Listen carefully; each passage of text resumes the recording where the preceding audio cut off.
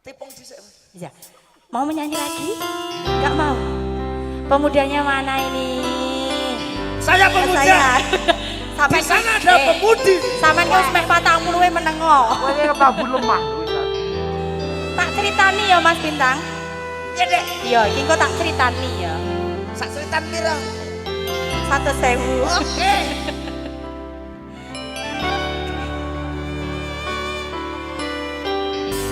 Yon sewu nggih, Pak. Tak ceritani cerita sing paling larani nalika bapak lunga ninggali keluarga nelongso nanging kudu tak terima sing gawe tambah lara wong tuwana kaya rana endi kasih sayange sing kaya cahlyane bapak ibu bingung dhewe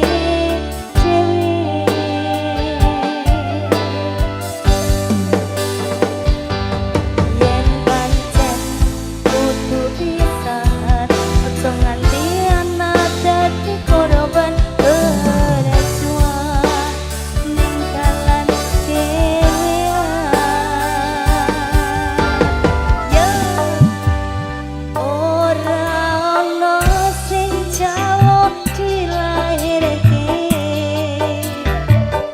ning keluarga sing kaya ngene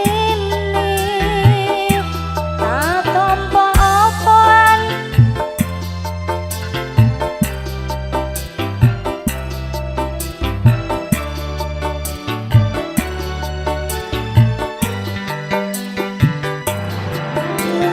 iso kuat kalene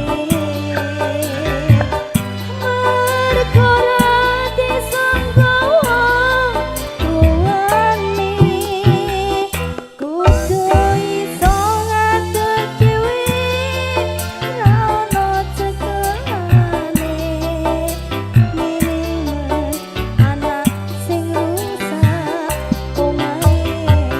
Terima kasih Mas.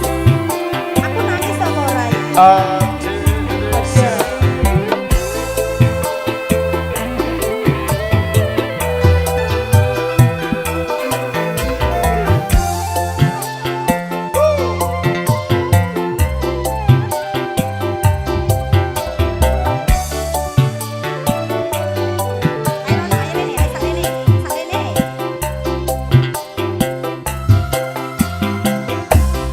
Yen pancen kudu pisahan, ojo